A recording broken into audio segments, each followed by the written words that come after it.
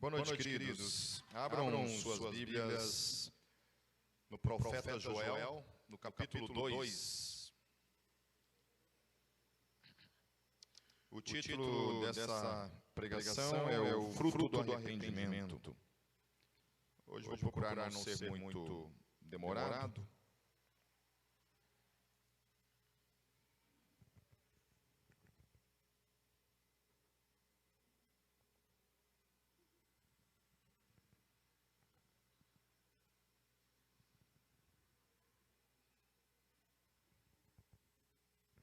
Acharam aí? Amém. Vamos orar mais uma vez. Então vamos fechar nossos olhos. Deus, eu quero te agradecer pela graça de estarmos aqui mais uma vez, Senhor. E peço que o Teu Espírito fale conosco. Ministre em nossos corações. Em Teu nome, Jesus, eu oro. Amém. Amém. Contextualizando então vocês, domingo passado, eu dei início a esse livro do profeta Joel, tratando a questão do que havia acontecido. Israel tinha sido invadida por uma incontável nuvem de gafanhotos e havia destruído o país.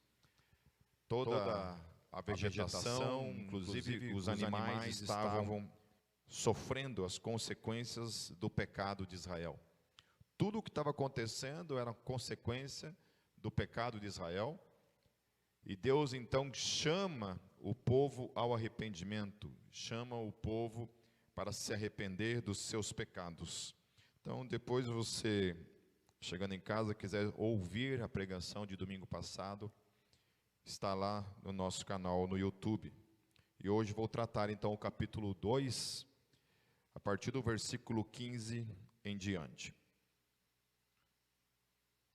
Diz assim o texto: toquem a trombeta em Sião, decretem jejum santo, convoquem uma assembleia sagrada, reúnam o povo, consagrem a assembleia, ajuntem os anciãos, reúnam as crianças, aquelas que mamam no peito, até os recém-casados devem deixar os seus aposentos.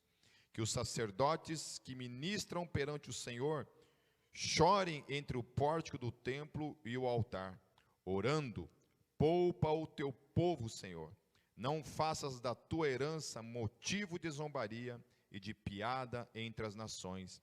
Porque se haveria de dizer entre os povos: onde está o Deus deles? Então eu acho interessante o texto falar que até mesmo as crianças de colo, de peito, deveriam entrar num tipo de quebrantamento junto com todo mundo, né? Ainda que sem consciência, aquele era um chamado para toda a nação, para todo o povo. Deus estava dando então essa oportunidade. Então a criança, mesmo que ela não tinha consciência da sua crença, olha que coisa interessante. Deus então chama essas crianças para se envolverem no mesmo movimento de arrependimento que todo o povo estava sendo chamado. Não é interessante isso? Então, quando a gente fala sempre dessa questão da criança, né, a questão de se uma criança, afinal, quando vem a falecer, se ela é salva ou se ela não é salva, como é que funciona isso na Bíblia Sagrada? Então, na Bíblia Sagrada não tem, na verdade, nenhum tipo de texto que nos fale de modo claro e absoluto que crianças são salvas. Não existe isso em nenhum lugar das Escrituras dizendo, por exemplo, que se uma criança morrer até tal idade, ela é salva. Em nenhum lugar existe. O único texto que talvez apontaria para esse é aquele texto onde Jesus fala: deixe vir a mim os pequeninos, porque dos tais é o reino dos céus. Mas existem diversas formas de você ler esse texto e que não necessariamente diga ou ensine com esse propósito, tá? Geralmente, quando a gente vai falar que uma criança não recebe condenação, vai partir de dois princípios. O primeiro é de que se afirma erroneamente que criança não tem pecado, né? E isso é um erro teológico afirmar isso, né? Todos nós fomos concebidos em pecado. O pecado não é um ato, o pecado é uma natureza que todos nós herdamos de Adão. Okay? Isso é um ensino bíblico. Nós não somos pecadores porque nós cometemos pecado. Esse é um erro que muitas vezes a gente entende, né? Quando a gente se define como pecador, não é porque nós pecamos, porque nós cometemos pecado. Nós somos pecadores porque nós, em essência, somos pecadores, né? E essa natureza ela só pode ser transformada em santa por meio de Cristo Jesus, por meio do sacrifício de Cristo Jesus. Quando eu morro com Cristo Jesus, eu ressuscito para uma nova vida e ressuscito em santidade diante dele. Então, diante de Deus, ele me enxerga como santo, ainda que eu seja um pecador. 1 João deixa claro isso. Aquele que diz que não tem pecado faz de Deus um mentiroso. Ao mesmo tempo, o próprio apóstolo João vai dizer que aquele que peca é do diabo. E aí? Como é que fica isso? Se eu digo que eu não tenho pecado, eu faço de Deus um mentiroso. Se eu peco, eu sou filho do diabo e não deixo de ser filho de Deus. Então, o que João está falando é justamente da conduta diária, né? Que aquele que vive na praticidade do pecado, acha que é a casa da mãe Joana, que a vida cristã é uma festa, esse está muito equivocado. Esse não conhece a Deus. É o que o apóstolo João está falando, certo? Mas, né?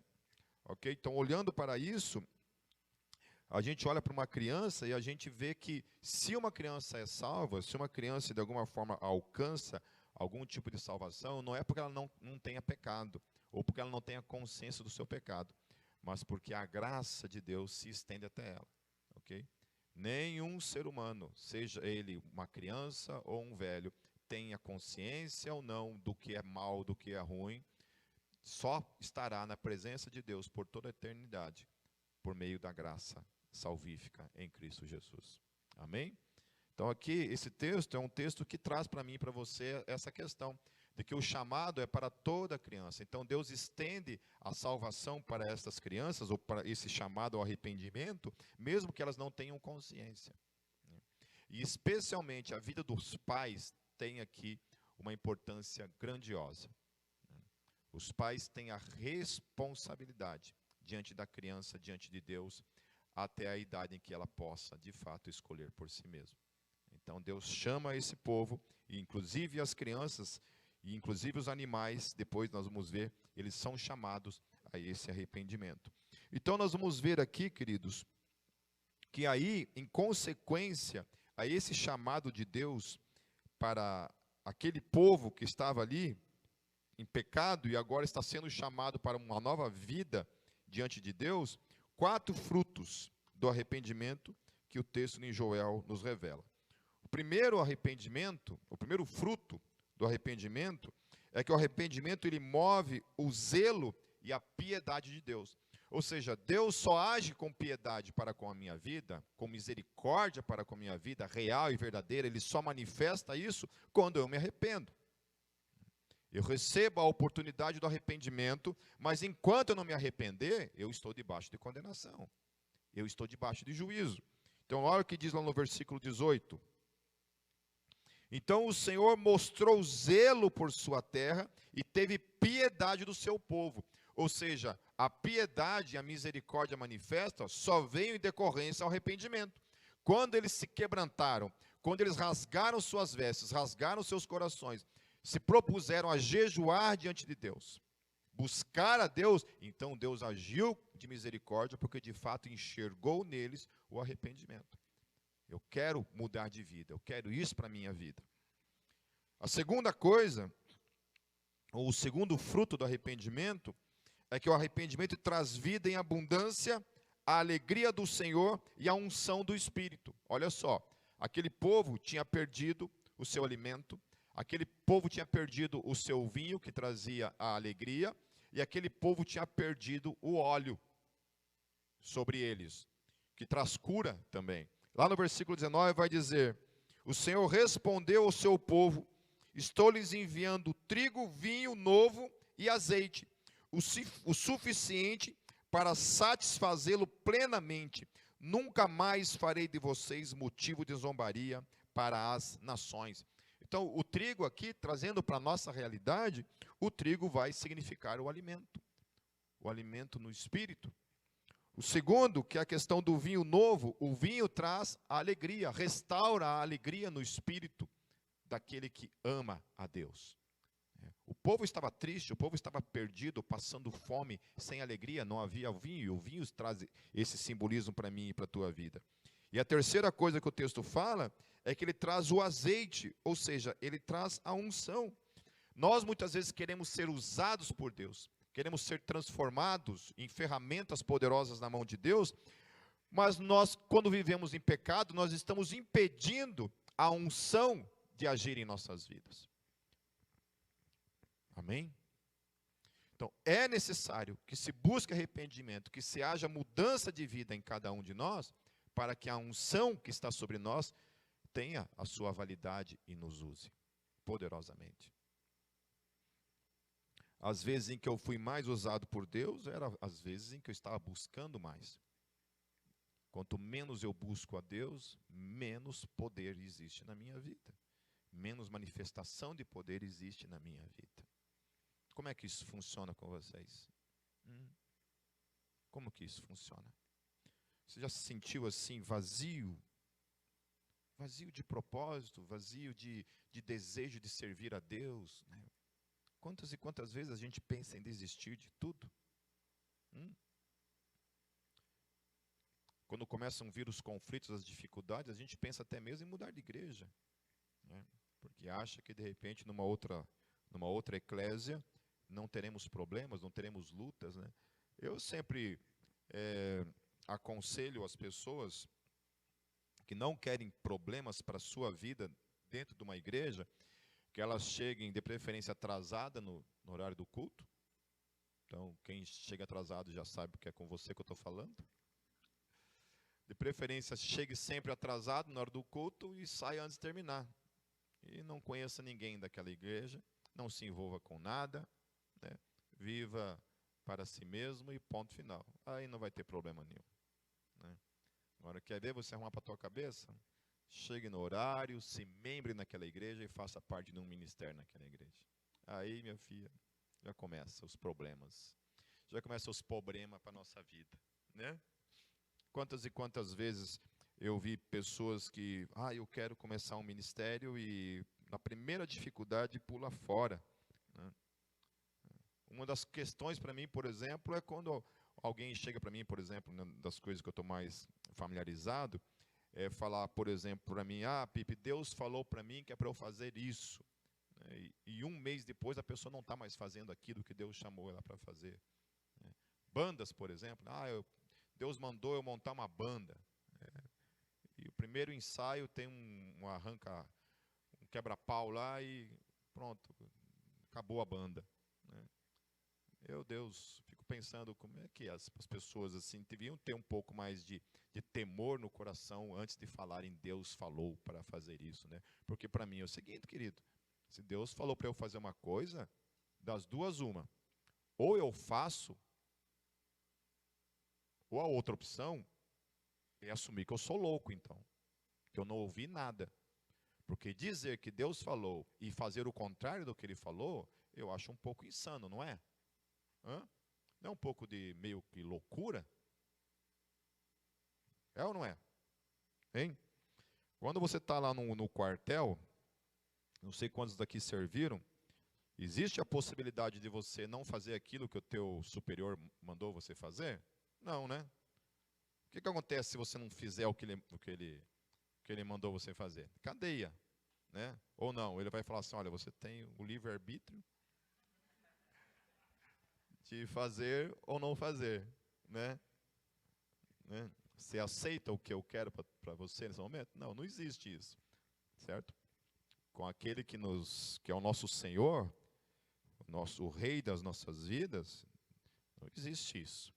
Quando o rei mandava o exército para a guerra, o que acontecia com quem deserdava? Ou era preso ou era morto. Amém? Nós não somos dos que retrocedem. O Senhor Jesus falou para nós que aquele que coloca a mão no arado e olha para trás, não é o quê? Digno de mim. Amém? Então, o exército do Senhor, aqueles que estão, os ceifeiros do reino, aqueles que foram chamados para ceifar nesse mundo, para a grande colheita, O Senhor Jesus não falou que vai haver um grande avivamento. Nas Escrituras não existe nenhuma palavra profética que vai haver um grande avivamento. Todas as profecias de grande avivamento eram no Antigo Testamento e se referiam ao que ia acontecer com a vinda do reino em Cristo Jesus, que foi o que aconteceu. O avivamento é agora, é hoje, é agora, esse momento. Jesus não falou que os campos estavam brancos, prontos para a colheita naquele tempo. Começou naquele tempo, já estava naquele tempo e está até hoje. O mundo está aí, pronto para a grande colheita. E nós somos os ceifeiros de Deus. Amém? Nós somos esses ceifeiros que temos que colocar a mão no arado e pregar o evangelho. Amém? Então nós precisamos dessa unção, meus queridos, sendo manifesta na minha e na tua vida. Amém? Eu já experimentei coisas na minha vida, no momento em que eu orava muito, e eu sei o que é viver uma vida também de sequidão espiritual, sem gerar frutos, né? Onde você realmente sente que está vivendo um momento de deserto. Então, a chave está aqui, no arrependimento, no jejum, na busca, no quebrantamento, no arrependimento, na mudança de vida. Amém? A terceira coisa, o terceiro fruto que o arrependimento traz, é que o arrependimento afasta da minha e da sua vida aquilo que estava nos destruindo espiritualmente. Olha só o que o texto vai falar no versículo 20 em diante. Levarei o invasor que vem do norte para longe de vocês, empurrando-o para uma terra seca e estéril, a vanguarda para o mar oriental e a retaguarda para o mar ocidental. E a sua podridão subirá, o seu mau cheiro se espalhará, ele tem feito coisas grandiosas, aleluia. Fala aleluia. Oh. Amém? Amém, queridos? Quando nós nos arrependemos, nós buscamos ao Senhor, Ele afasta da minha e da tua vida, automaticamente tudo aquilo que esteriliza, que nos torna estéreis, ministerialmente falando, que afasta da nossa vida o fruto. A gente começa a gerar frutos, porque toda a podridão, o cheiro horrível que subia do nosso pecado diante de Deus, é afastado da nossa vida, por meio do arrependimento. Porque o arrependimento é, por definição bíblica, metanoia. E metanoia é mudança, é transformação. Metanoia não é continuar no mesmo erro, continuar cometendo as mesmas coisas. Metanoia é mudar literalmente o meu e o teu comportamento. E quando a gente muda o comportamento, não faz mais as mesmas coisas, isso afasta de mim e afasta de você tudo aquilo que esteriliza o nosso ministério, a nossa unção, o nosso chamado. E ele fala no versículo 21, não tenha medo, ó terra, regozije-se e alegre-se, o Senhor tem feito coisas grandiosas. Não tenham medo, animais do campo, pois as pastagens estão ficando verdes, as árvores estão dando os seus frutos, a figueira e a videira ficam carregadas. O povo, ó povo de Sião, alegre-se e regozije-se em Deus, no Senhor, no seu Deus, pois Ele lhe dá as chuvas de outono, conforme a sua justiça. Ele lhe envia muitas chuvas, as de outono e as de primavera, como antes fazia. As eiras ficarão cheias de trigo, os tonéis transbordarão de vinho e de azeite. Aleluia. Então Deus traz a prosperidade, a vida, o alimento para o nosso espírito. Olha que coisa linda. Aquele povo estava com fome, sedento, sem alegria, sem unção, sem fruto algum. Eles foram chamados para glorificar a Deus, para que fossem bênção para todas as nações. Qual que foi o chamado de Abraão, meus queridos? Em ti serão benditas todas as nações da terra. Por meio do chamado de Abraão, toda a terra seria abençoada. E nós hoje somos abençoados por causa da herança de Abraão que está em Cristo Jesus. Esse era o chamado. Esse povo havia negado o seu chamado de ser bênção para os outros povos. Esse era o chamado de Israel. E é o chamado da igreja. E aqui está falando que uma vez que nós nos arrependemos e nós recebemos de Deus novamente o alimento, aquilo traria sobre o povo o quê? O júbilo, a alegria, a festa. quanto tempo faz que eu e você não nos alegramos no Senhor? Viemos para o culto, viemos para a celebração, e essa palavra celebração significa o quê no final das contas? Eu tenho prazer em orar, eu tenho prazer em estar na presença de Deus, eu tenho prazer em conhecer a Deus. Nesses últimos 20 anos da minha vida, eu tenho tido a graça de ensinar na Jocum para centenas de jocumeiros, e também por meio do Steiger. E uma das coisas que eu sempre tenho falado, aonde eu vou, aonde eu tenho oportunidade de falar, eu tenho falado a respeito de conhecer a Deus. E sempre está relacionado a 3 áreas na minha e na tua vida, a qual a gente não pode dispensar nenhuma delas. A primeira área é a área mística, é a área da oração, é a área do sobrenatural, é a área do poder, é a área da unção. É buscar mesmo diante de Deus o poder de Deus se manifestando na minha e na tua vida. Experimentar Deus de modo real, palpável, quase que físico, literalmente, porque isso é o que acontece. Ele manifesta mesmo o poder dele na minha e na tua vida quando nós o buscamos intensamente. Eu não sei quanto a vocês, mas eu já vi isso. E já experimentei isso. E já vi isso. Mas isso só se dá por meio da busca. E não é uma busca chulé. Não é gastando 5 minutos por semana orando. Não é orando de vez em quando. Isso é algo que nós temos que fazer como uma prioridade na nossa vida, se nós queremos conhecer a Deus de verdade. Se nós queremos ter uma espiritualidade que não se baseia no que o outro experimenta. Desde a minha conversão, eu não queria saber se os outros tinham experimentado a Deus. Não me interessa os outros. Eu não queria viver uma vida baseada na experiência dos outros, eu queria experimentar a Deus. Então, os caras lá da igreja quadrangular, toda sexta-feira, os jovens pegavam uns 3, 4 ônibus e iam para o meio do mato orar. E eu, presbiteriano, numa igreja presbiteriana, reunião de oração presbiteriano com 3 pessoas. Era sempre assim. Daí, na sexta-feira, eu descobri que os jovens iam para o meio do monte orar. Em Foz do Iguaçu não tem um monte que seja. Pode ter um montinho de terra, assim, mas é o máximo que tem. Um barranquinho, no máximo. Mas montanha não existe em Foz do Iguaçu. Falei, num monte, pô, mas onde que esses caras arrumaram um monte em Foz do Iguaçu? Daí, eu chegava lá na sexta-feira, eu mais uma meia dúzia de presbiteriano, e aqueles 4 ônibus de jovens da igreja quadrangular. Tudo louco, tudo maluco. Ia para o meio do mato. Daí eu descobri que monte não era um monte. Monte era outra coisa. E a gente entrava, aquele bando de 100 jovens, assim, ó, por meio daquele mato, e ficava ali orando. E aí acendia umas coisas, né? No chão. Quanto aquilo ali é real ou não, eu não sei. Mas, queridos, aquilo que eu experimentei naquele tempo ali, buscando a Deus, fez a grande diferença e que me move até os dias de hoje. A segunda coisa que a gente precisa experimentar a Deus é por meio do conhecimento das Escrituras, do conhecimento da palavra. Eu estou há 2 dias já tendo um debate com um cara que está insistindo que ser igreja é ser ele na casa dele, porque ele faz parte da igreja universal no mundo espiritual. E eu apresentei assim, sabe, 3 páginas de versículos bíblicos. Você vai lá na Bíblia Online e coloca lá em buscar. Igreja, ponto, daí dá busca. Em nenhum único versículo na Bíblia diz que igreja é uma pessoa. Em nenhum versículo bíblico nas Escrituras Sagradas diz que igreja sou eu. O tempo todo, a Bíblia, quando se refere à igreja, à eclésia, está se falando de nós. Reunião, que se reúne na tua casa.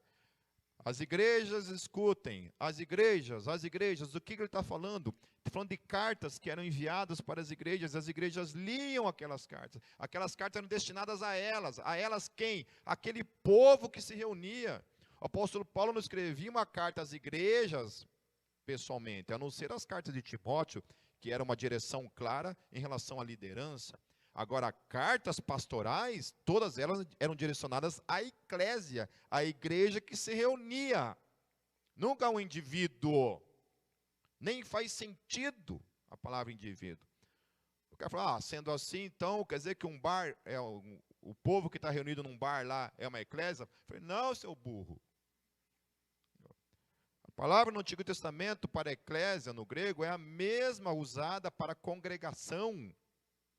Quando a congregação de Israel se reunia, a assembleia era a eclésia. No Novo Testamento, quando o povo se reunia, aquilo era a eclésia. Então, a falta de conhecimento bíblico, muitas vezes, tem levado milhares de pessoas a abandonarem uma fé verdadeira, segundo as Escrituras, porque tem sido levado pelos ensinos heréticos que se tem por aí. Certo? Então, o segundo conhecimento se dá por meio das Escrituras. Nós precisamos conhecer a Deus por meio da Bíblia Sagrada. Ler a Bíblia. Não somente ler. Sabe que às vezes a gente lê e não entende nada. Pode acontecer. Eu já tenho 32 anos na fé. Tem coisas que eu estou descobrindo agora. Que o meu entendimento está descobrindo agora. Mas por quê? Por causa de uma incansável busca de conhecimento nas Escrituras. Cada vez tendo a fé muito mais fundamentada nas Escrituras. Se eu comparar o que eu conhecia da Bíblia há 30 anos atrás, eu não conhecia nada. Daí a grande pergunta para mim e para você é essa, sabe? Como é que está acontecendo isso na minha e na tua vida? Quanto mais o tempo passa, mais eu conheço da Bíblia ou menos eu conheço? Ou estou estacionado, só o que eu conheço nas Escrituras é aquilo que o pastor fala aqui no domingo, ou os outros miseráveis aí que vêm pregar aqui. Né? Como é que é isso? Como é que isso funciona no dia a dia? Amém? Toda vez que eu vou dar aula na Jocum, eu fico cutucando o pessoal ali e lançando perguntas para eles assim, sabe? Eu comecei a pregar de modo expositivo na Gólgota por causa de um retiro que nós tivemos, eu nem sei que ano que foi aquilo. Mas a gente estava num retiro de carnaval e eu comecei a fazer algumas perguntas básicas para a igreja, lá no retiro. E ninguém sabia me responder. Eu falei assim, peraí, tem um problema aí. Ou essa igreja é muito burra, ou eu sou muito ruim de ensino.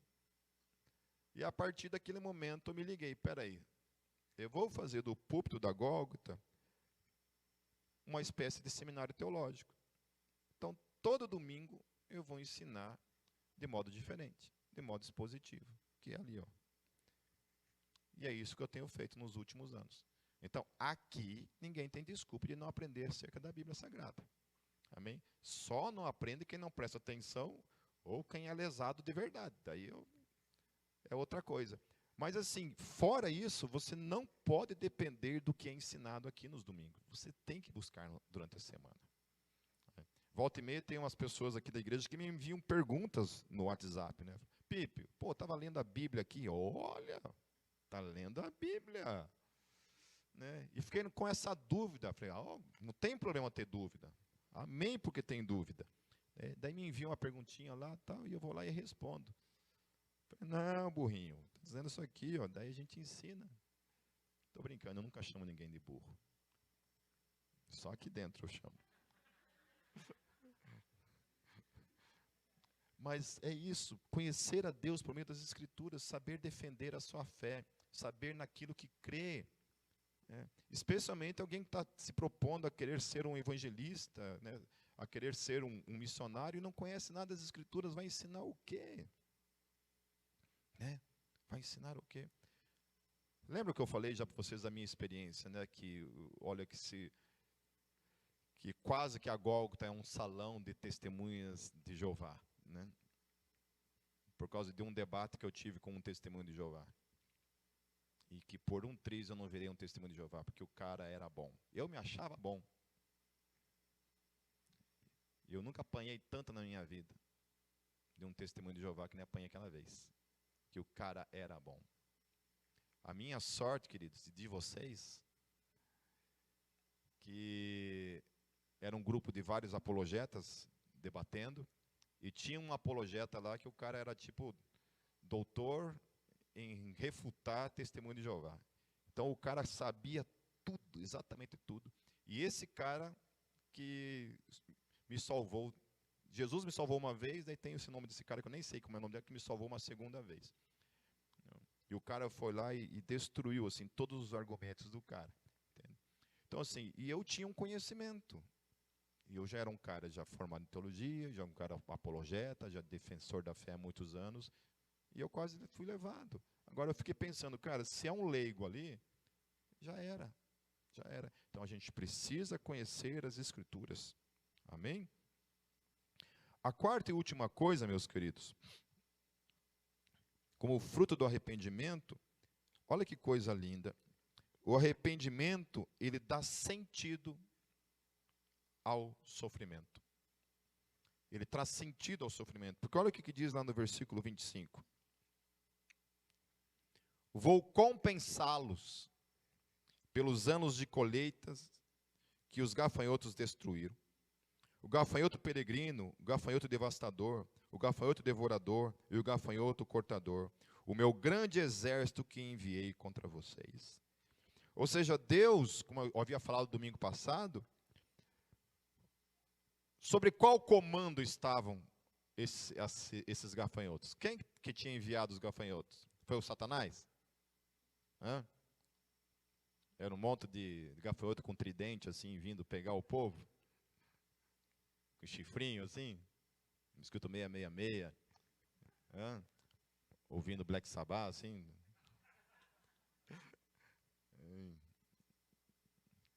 Era esse? Não. O que o texto fala? O exército era de quem? Do Senhor. Foi Deus quem enviou, amém? Certo? Então o que o texto está dizendo, quando Deus fala vou compensá-los, é que todo o sofrimento que vem sobre mim e sobre você, quando a gente ama a Deus, e que é a forma como Deus muitas vezes precisa nos chamar para Ele, usando do sofrimento, o texto está falando que Deus compensa esse sofrimento que Ele permite na minha e na sua vida. Talvez não nesse mundo, mas um dia nós olharemos para esse mundo lá dos céus e diremos, valeu a pena. Obrigado, Senhor, porque o Senhor permitiu eu passar por tudo aquilo para que eu não me perdesse. Obrigado, Senhor, porque eu precisei sofrer o que eu sofri para que eu me voltasse para o Senhor. Obrigado, Senhor, por isso. Esse é o sentido que Deus está falando. Olha, Deus tinha permitido acontecer toda aquela desgraça sobre eles. Toda aquela devastação, aquela fome. E Ele está falando assim, olha, eu vou compensar vocês por tudo isso. Porque agora que vocês se voltaram para mim, porque antes vocês estavam vivendo no pecado, como que Deus amou mais aquele povo? Como que Deus amaria mais aquele povo? Deixando eles irem segundo as suas vontades, para os seus pecados, adorando os outros deuses e morrendo naquela situação? Ou Deus enviando a tragédia sobre eles, para que por meio da tragédia os chamasse para o arrependimento? Qual foi a forma que Deus amou mais eles? Trazendo sobre eles a tragédia. E não deixando eles permanecerem no erro aonde eles estavam. Assim é a ação de Deus. E Deus recompensa a gente com tudo isso. Daí no versículo 26 ele fala assim, vocês comerão até ficarem satisfeitos e louvarão o nome de Yahvé, o seu Elohim, que fez maravilhas em favor de vocês. Nunca mais o meu povo será humilhado. Aleluia. Aleluia. Amém? Eu fico olhando para isso daqui, e eu fico pensando que isso daqui é uma forma profética que Deus está falando por meio de Joel para mim e para você em relação ao céu.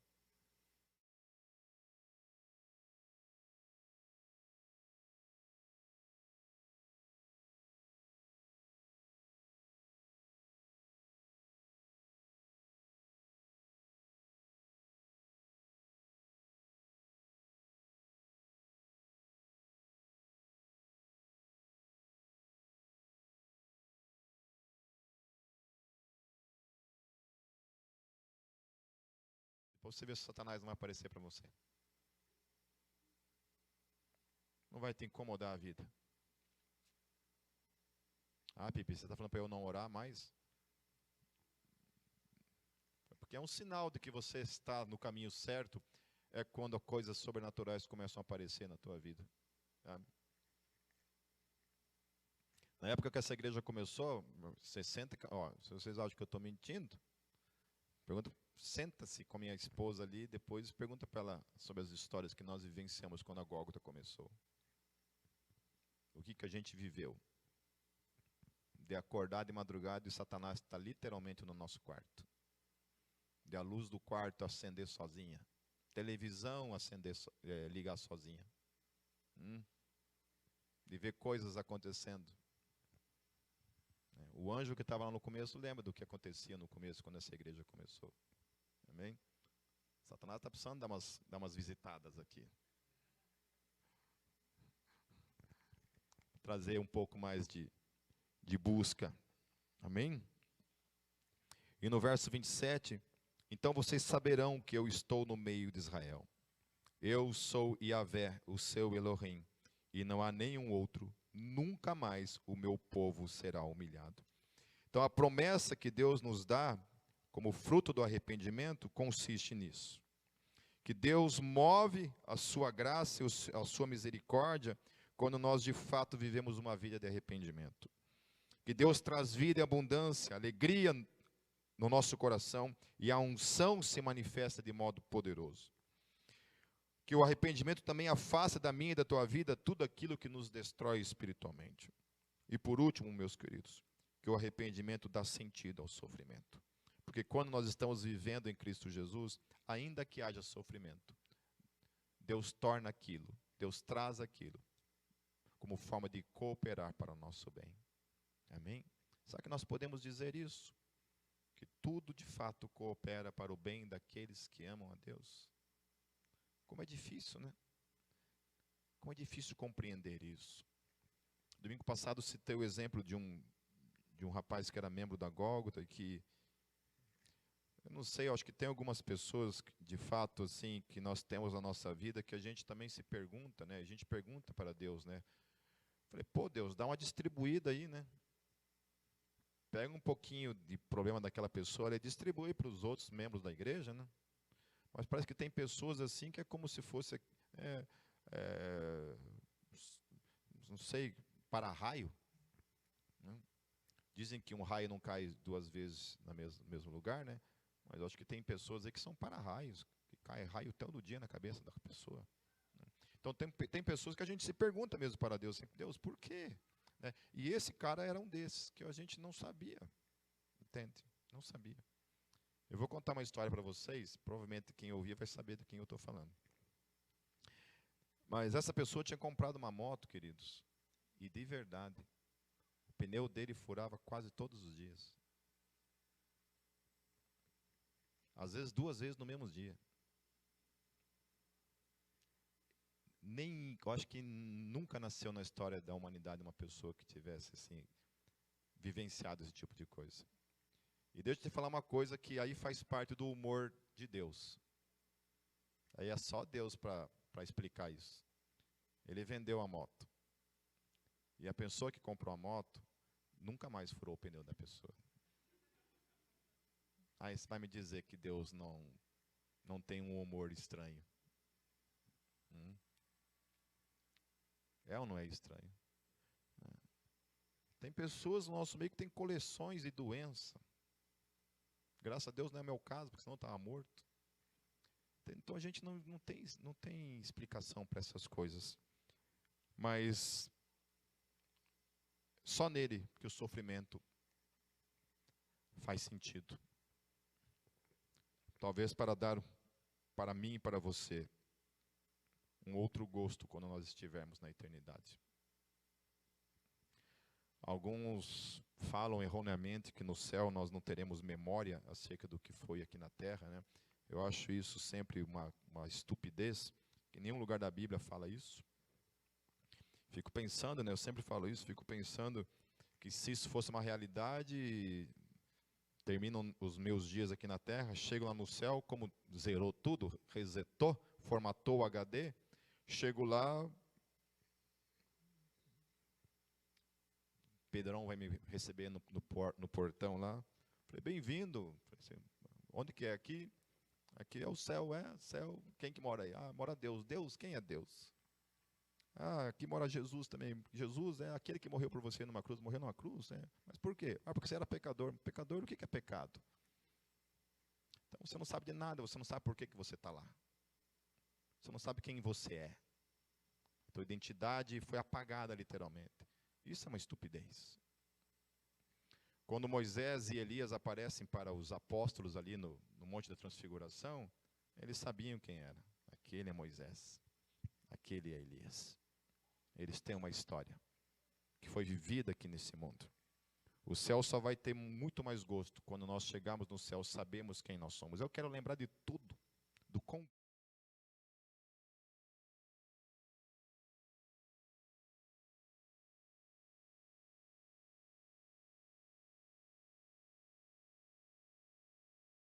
do que Jesus conquistou.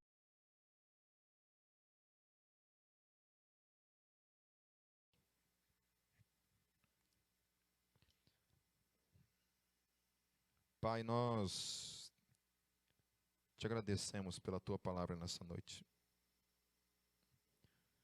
Deus, a gente sabe que se não for o teu amor nas nossas vidas, Senhor, nós não temos poder algum de nos arrependermos. Por isso que é tão necessário, Deus, nós estarmos sempre em contato com a tua palavra, para que por meio da tua palavra nós recebamos luz do teu Espírito, que aponte em cada um de nós, Senhor, aquilo que precisa ser transformado.